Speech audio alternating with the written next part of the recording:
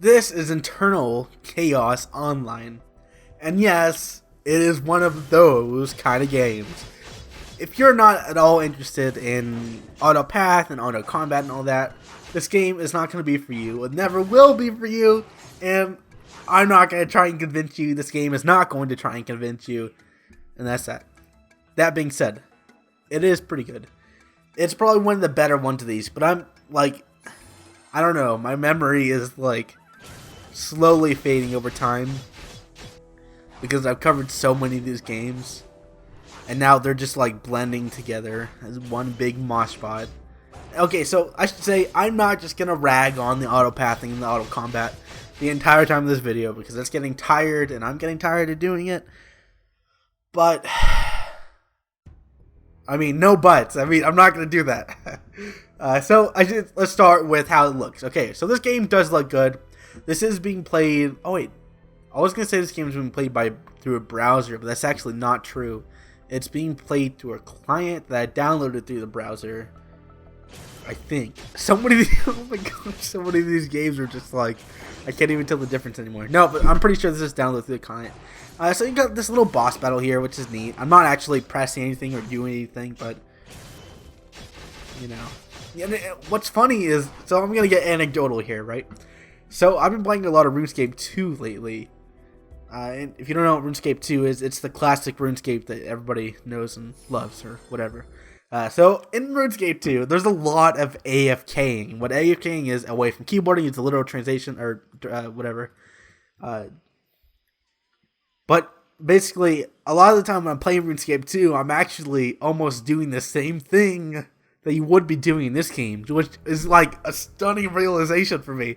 Because it's like, no! But no, it's true. They're both AFKing, but one is different than the other. But how is it different, right? So that's going to be this whole video. So let me clear up. Yes, this game looks good. The sound design is okay. It's not great. The story stuff and the sequences, they're okay. Nothing perfect. I think the best thing this game has going for it is how good it looks, which I mean is pretty good. There's tons of UI elements and all that stuff. It does everything every other game of this type does. Sorry, excuse me. Okay, so back to what I was saying. So the rest of this video, I'm getting anecdotal, right? So why is it that I feel it's different between RuneScape 2's AFKing and this game's AFKing? And I'm not going into this with like an agenda to try and convince you. I'm just trying to, talk it out, right? Okay, so like I'm watching a movie, right? And I'm setting my character in RuneScape 2. I'm gonna be calling it old school RuneScape or just RuneScape from now on. But I'll set my character, to chop wood, right? I'm not making that character chop wood every, few seconds. He can go for 10 seconds at a time chopping wood. I'll have half an inventory by then, right? I run it back to the bank, I come back, I chop more wood. I do that for 5 hours or something like that. And that's not crazy, by the way. That's pretty. I mean, I don't do it 5 hours at a time, but that's pretty common. So how is that different from this game? The game we're watching right now. Where you set your character.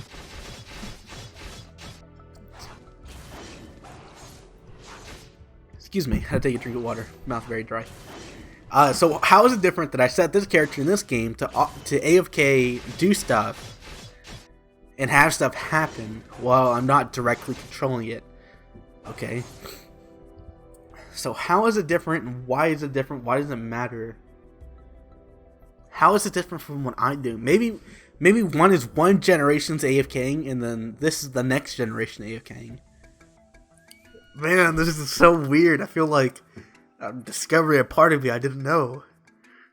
I can AFK RuneScape 2 for dozens of hours, and yet I can trash on these modern AFK games. And let's assume that the clicking is pretty much the same. Okay, so, or the effort needed to AFK is relatively similar for skilling in RuneScape and some PVM to this game.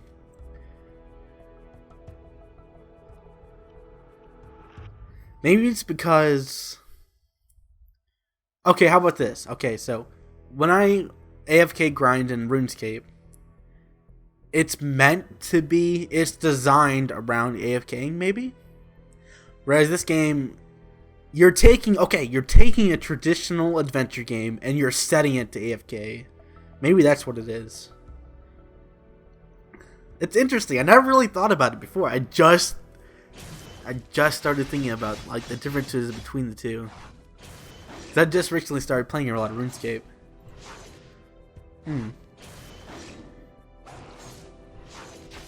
But anyway. Okay, so that actually didn't go as far as I thought. It's pretty much just, I feel like these kind of games take a regular adventure game, a regular action adventure game, and you set it to computer AI. Whereas in RuneScape, the AFKing is meant to be AFKing. It's supposed to be boring. It's supposed to be something that you do slowly over a long period of time. Maybe it's just because, what if, like, in my childhood, they made games like RuneScape, except that the goal, except maybe it was less AFK, and now we're going to RuneScape, and it is more AFK. That's interesting. Also, I should say, I really dislike having so many UI elements on the screen at once. Especially if you have, like, a small screen. I wonder how cluttered that gets. Like, if you're playing it, like, on a small laptop, like, can you even see your character through all the UI? Or do they hide a bunch of it? That'd be interesting. So I didn't really talk much about this game, but, like, it is almost quite literally, like, and this is about an hour in, but this is almost quite literally like a carbon copy of every other game that's like this. Actually, like, the intro actually is literally a carbon copy of other games. Like, I'm pretty sure I've seen that intro where, like, you're selecting your character, like, on a platform, and he looks just like every other character from every other Autopath game. And then you go and face that, like, weird looking winged demon thing, and then you transport to wherever. I'm pretty sure I've seen that at least 4 times while covering these games, and it's like, I don't know if I'm just going crazy and that it's actually different.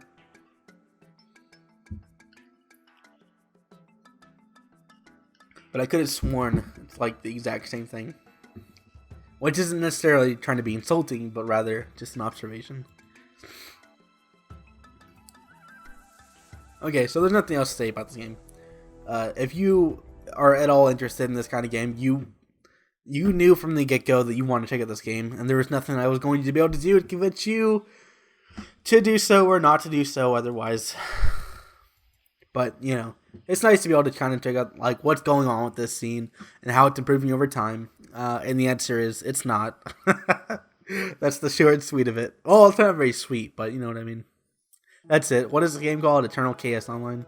Yeah, it's okay. The production quality is pretty good.